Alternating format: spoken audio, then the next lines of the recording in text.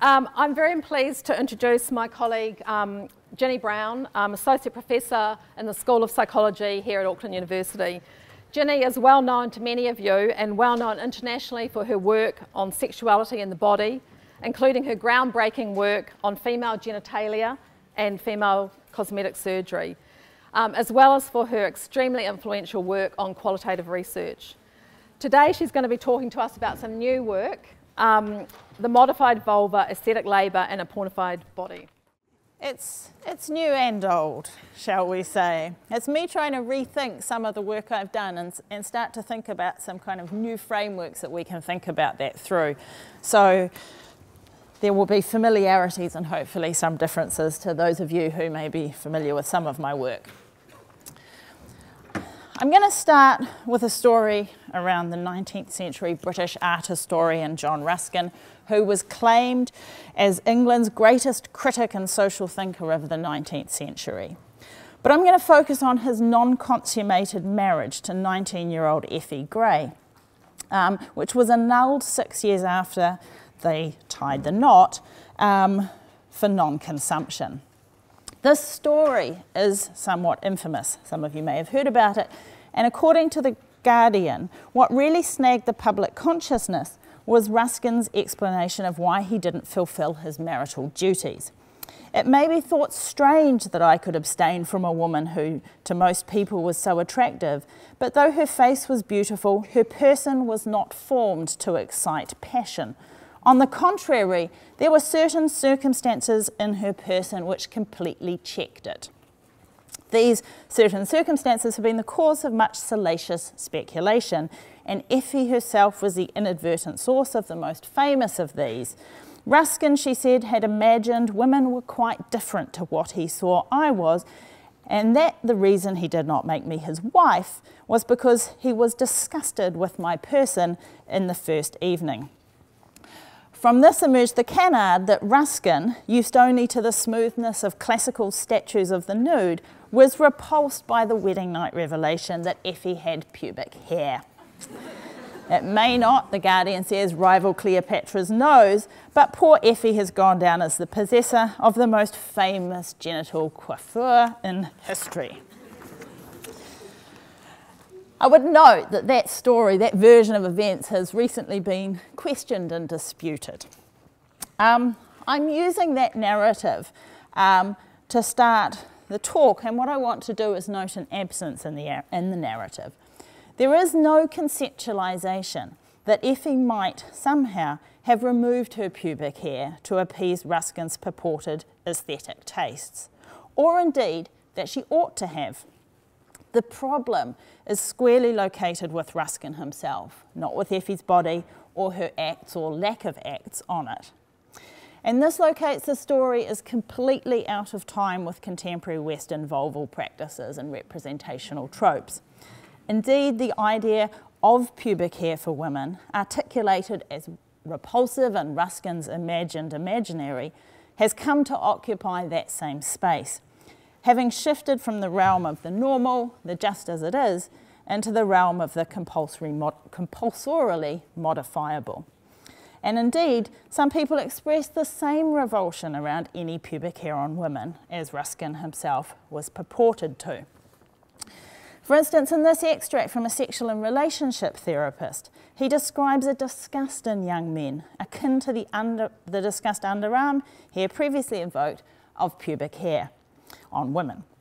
And it's not uncommon on sites like YouTube to find the question of the acceptability or indeed the liking of pubic hair being discussed by men.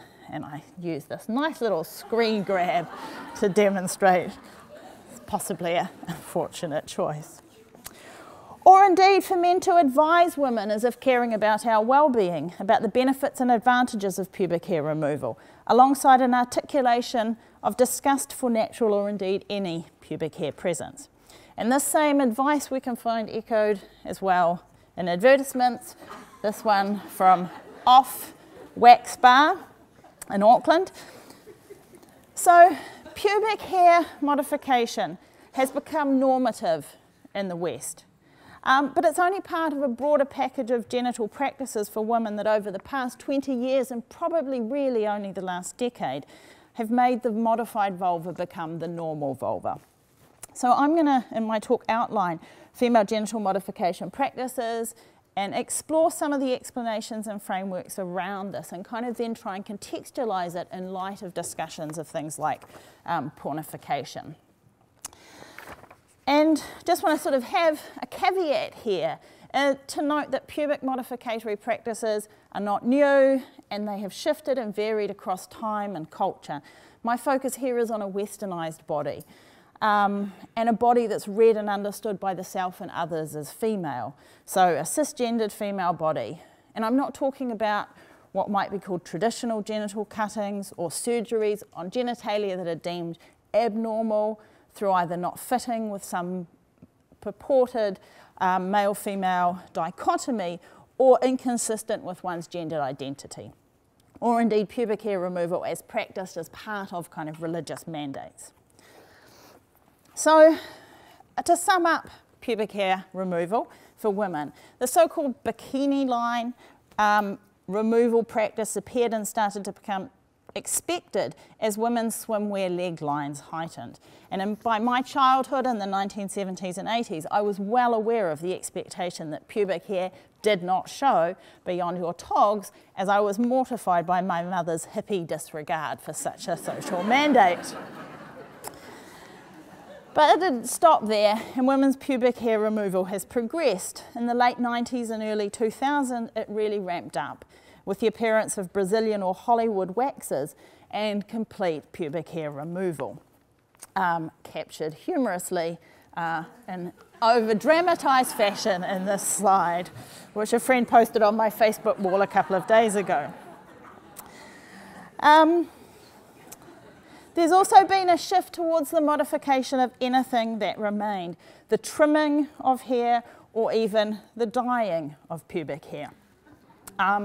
And the latest modification hair norm expectation is apparently the so-called full bush Brazilian, where you fully remove some bits and leave some in its full state. I'll leave you to Google that or imagine that if you wish.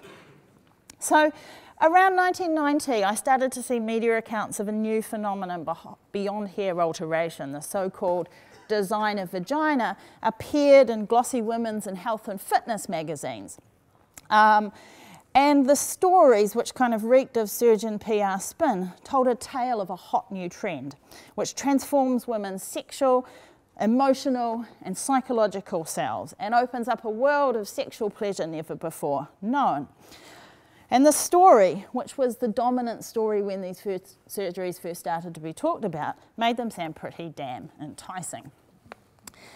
The procedures initially appeared as labiaplasty, the reduction or removal of the internal labia or lips, and vaginal tightening, but they rapidly diversified to cover the full spectrum of genital parts, both internal and external. And basically now, if you have it, they can cut it, inject it, or change it, all for a price, of course.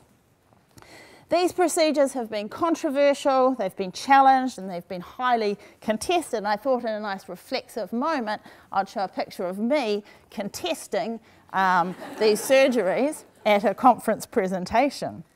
But this contestation is still ongoing. This story just came out a couple of weeks ago from England. And such procedures have gone, it seems, up and down in popularity. It's really hard to get any hard data.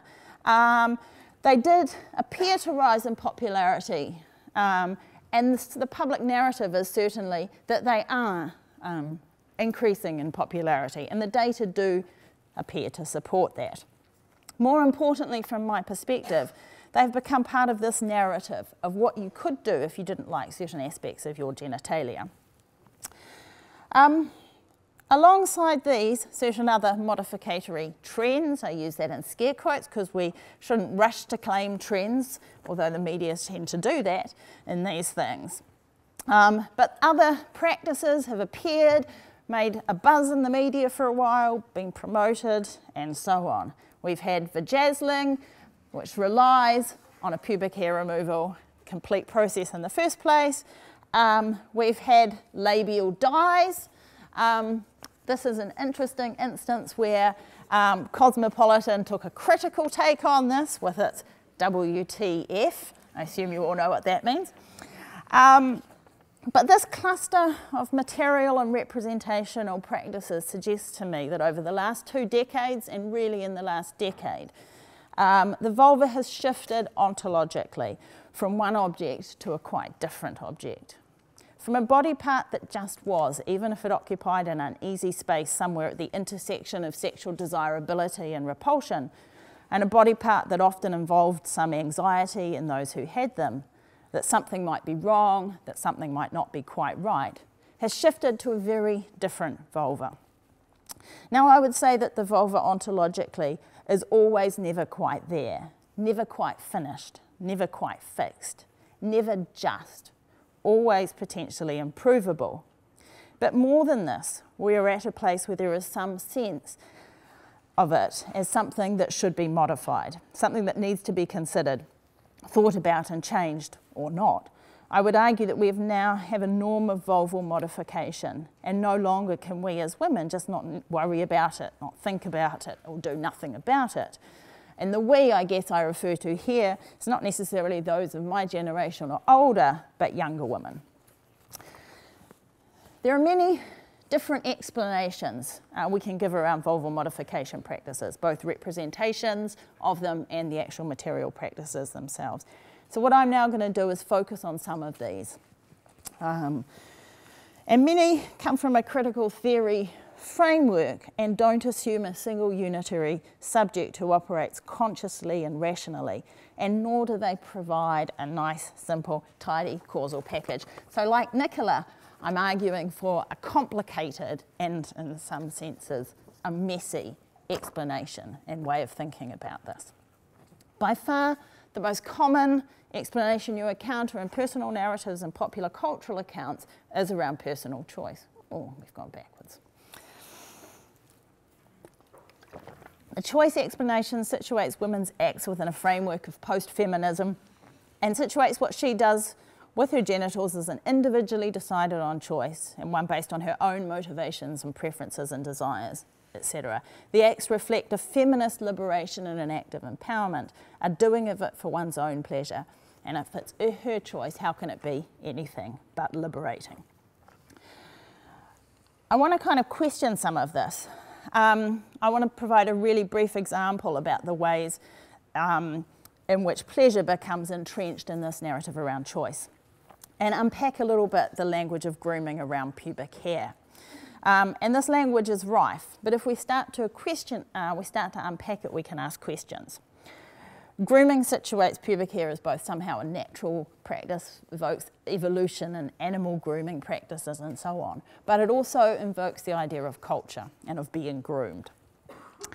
But it also often is situated in a way which locates hair removal practices as somehow within the domain of pleasure. And here we have it situated alongside a word indulgence, indulge, somehow situates it as desirable and pleasurable, and indulgence is something, a kind of naughty but nice thing that we might choose to do, a somewhat potentially illicit pleasure.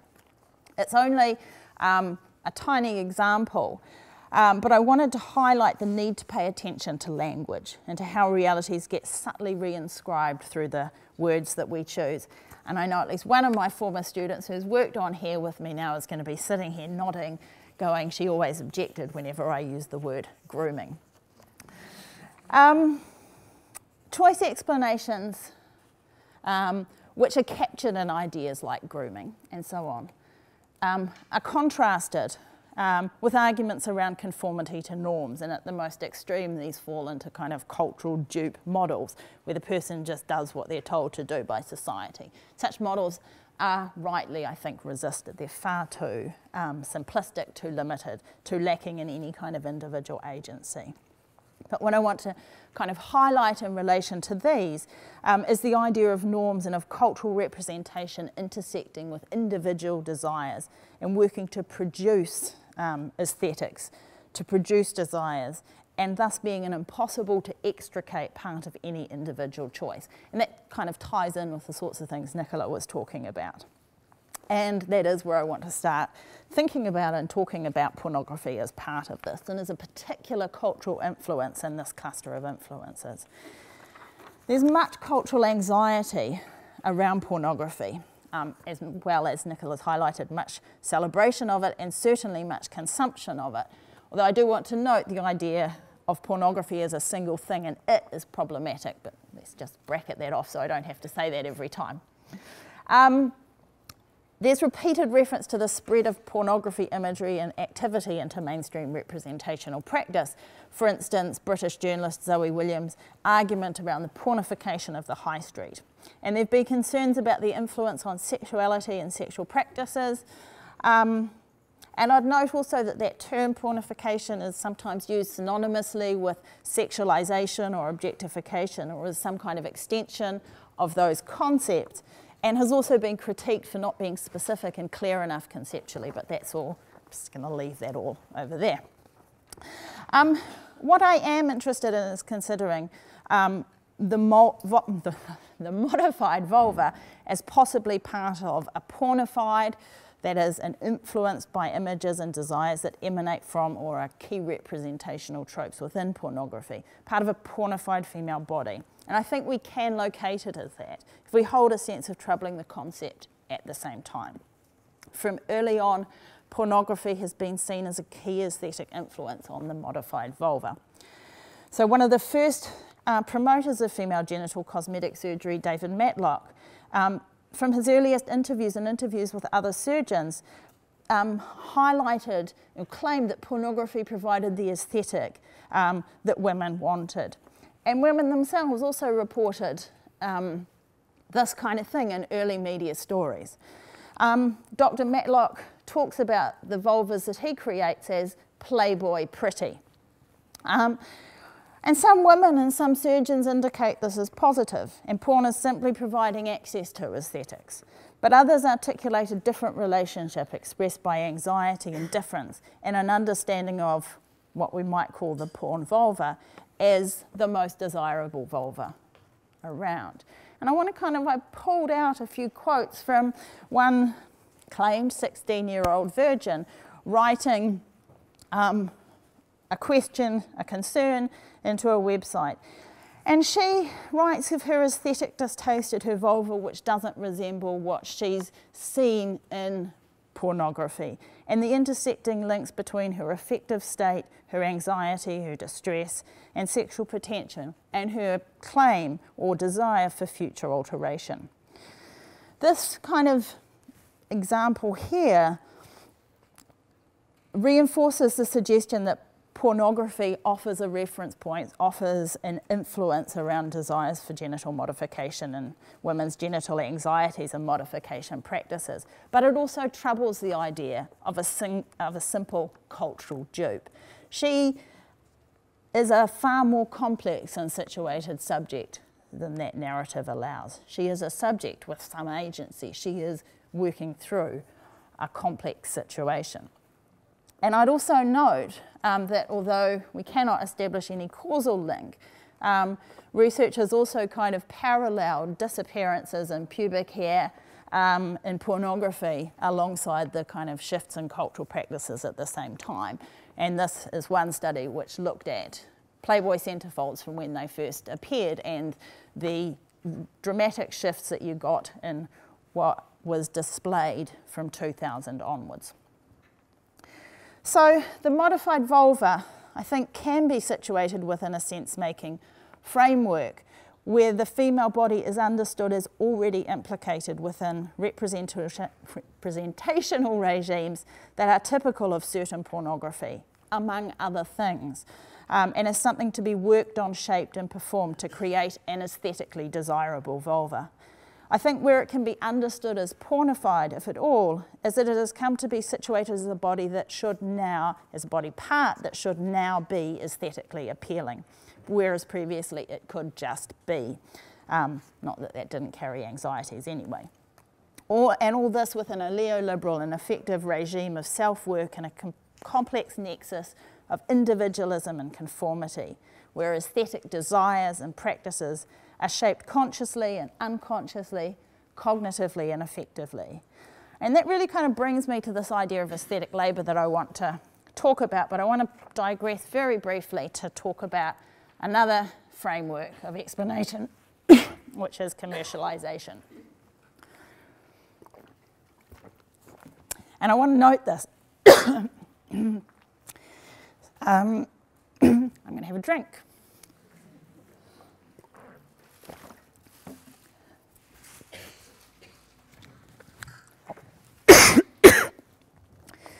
Right. Hopefully that's worked. So I want to note this framework because it's often obscured in the whitewash of neoliberal choice arguments. But the vulva, now actually or potentially modified, has become deeply, deeply commercialised. A vulva that is locked into an individual and product and practice relationship. Even if all you're doing is some kind of DIY hair removal, products need to be purchased. Products are advertising. We are involved in buying products and practices and services often for these things. And there is much advertising and marketing around them, both directly, as we saw in this kind of lady garden image that I showed earlier, and much less directly, with surgeons' sort of PR spin, stories in magazines and so on, or reality TV shows. Through surgeons providing kind of satisfied customers to tell popular or pleasant stories about the mass changes having labiaplasty has made in their life and so on. They provide a particular narrative. So it's an important explanation to consider because it often gets overlooked when people tie themselves in knots trying to untangle whether it really is or really is not the individual's choice, or whether it's cultural influence or something more specific like media influence. And I hope I've argued that the idea of a simple explanation like that is kind of crazy. So I want to talk now about the concept, very briefly, of aesthetic labour. And the interest in the idea of labour comes from much feminist work around emotional labour, and then beyond that aesthetic labour, which has blossomed in work studies over the last 2 decades. And the concept of aesthetic labour is most regularly applied around the intersection of employees, their bodies, their appearance, and their comportment or presentation in the workplace. The way in which aesthetics is often an invisible part of employee expectations. And the costs and labours deployed by people in the doing of expected, often unarticulated aesthetics in the workplace. Here I'm taking the focus out of the world of paid employment and transposing it onto the body and the self, to the work object of the neoliberal subject, thinking with colleagues about the ways the individual is now invited or obligated within neoliberalism to become, and I quote Elias Gillen-Schaff here, an aesthetic entrepreneur. A focus on aesthetic labour by orienting to work allows us to interrogate the efforts and activity dedicated to vulva modification. It takes us from indulgence and pleasure and provides a potentially fruitful frame for denaturalising practices, affects, including desire and disgust, and activities and obligations that become normalised when ontologically the vulva shifts from being something that's just the way it is to something that's always potentially different, always sitting on the edge of change, and which we must, therefore, take responsibility for its state of being. So as a brief conclusion, imagine a contemporary John Ruskin and Effie Gray scenario in their first sexual encounter, which is far less likely to be on their wedding night. There is some likelihood that Effie's vulva might actually be completely hairless. If she has some pubic hair, it's highly unlikely that it's an untamed bush all gone to seed, especially as she knows or anticipates ahead of time that they'll be having a sexual encounter.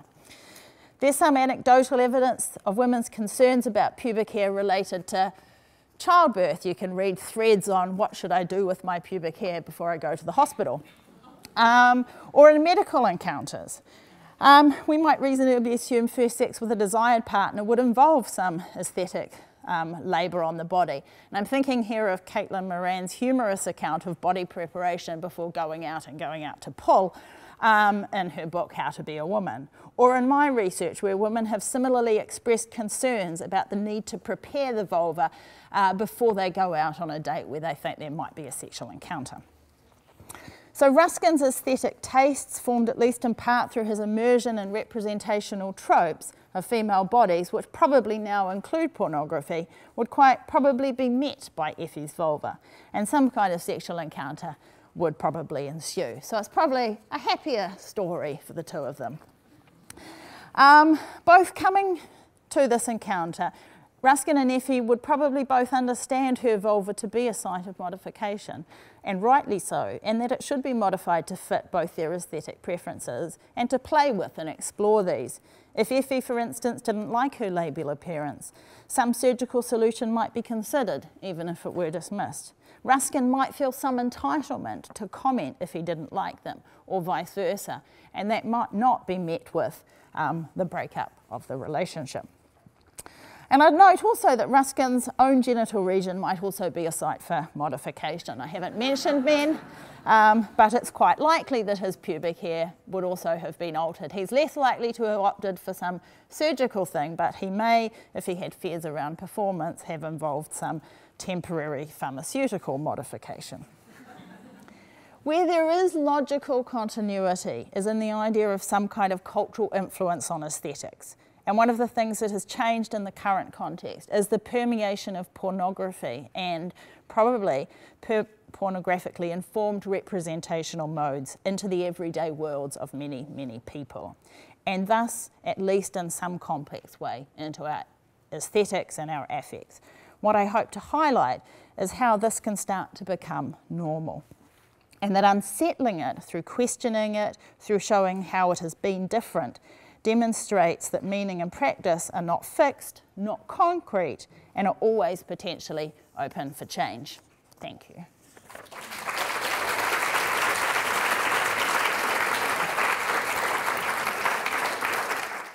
But I was wondering if you were aware of the New York Times article 2 or 3 days ago, which was based on big data mining about sex and anxiety, because it seems to me that that's the point that you've kind of left out. This guy's a big data miner, and what he shows is A, that people say they're having much more sex than they are, and B, both men and women are much more anxious about their sexual performance and appearance than the opposite sex is about their own. So it's quite a good little article about how individualized and anxious making the realm of sexuality has become. Yeah, I haven't read that article, but thank you, because I will go and look it up right now when I get back to my computer. I think that's a really good point, and you know, the anxiety has certainly preceded the modification, but I think what the shift to an intensive array of potential modifications provides is a whole other set of ways of being anxious, really. You have to be, like when I interviewed women before these kinds of things were happening, when I interviewed women, they talked about maybe it doesn't look right, or maybe it smells horrible, or maybe it tastes horrible, and those are the things I'm concerned about. Whereas now it's like, well, what is my pubic hair like, and what colour are my labia, and you know, like a whole other set of kind of more diversified sites for anxiety, and potential obligations and expectations about what one should do with those as well. So, but it's a really good point. Thank you. Thanks, Ginny. I thought-provoking lecture. One of the things that I've noticed with working with young people is the common comment I get back now are related to it, but I do this for myself because I feel cleaner. Do you have a comment on that? I think, I mean, cleanliness is one of the real key kinds of I guess, meanings that gets ascribed to pubic hair removal in particular. And to some other kinds of, I've encountered it around underarm hair removal as well, for men, and men being kind of discussed around that. I mean, I think it's a really hard one to kind of question and disrupt, and there is some, I mean, I read an interesting piece a few years ago which said that, you know, pubic lice had basically disappeared as people had removed their pubic hair. And so in some levels you could argue for cleanliness, and then other people argue that there's more risks around abrasion and there's more risks of sexually transmitted infections happening with pubic hair removal. So that kind of, the story of cleanliness seems like both an obvious one but actually a far more complicated one. And I mean, hair kind of evokes disgust in general, so it's kind of, I would say it's quite expected that you would have this kind of sense of less hair is cleaner.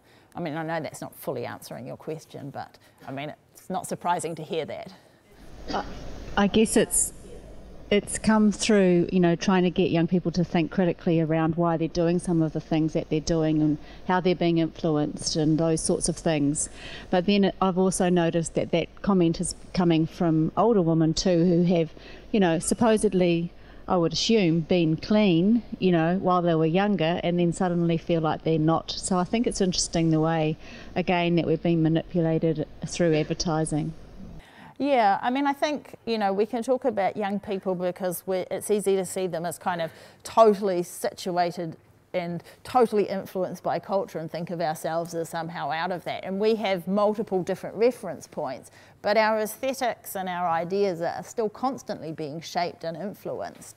And those shift, so that doesn't surprise me. The only kind of counter I would have to that is that, you know, is at a conference where I was talking, an older woman who worked with older women got up and said, well, you know, lots of older women lose most of their pubic hair as they age, and, you know, there's a quite different narrative amongst those women, but who knows if that will then change. Just thinking about John Ruskin's background, and he would have grown up with a background of European art where the nudes were all shown, the women nudes were all shown with no pubic hair.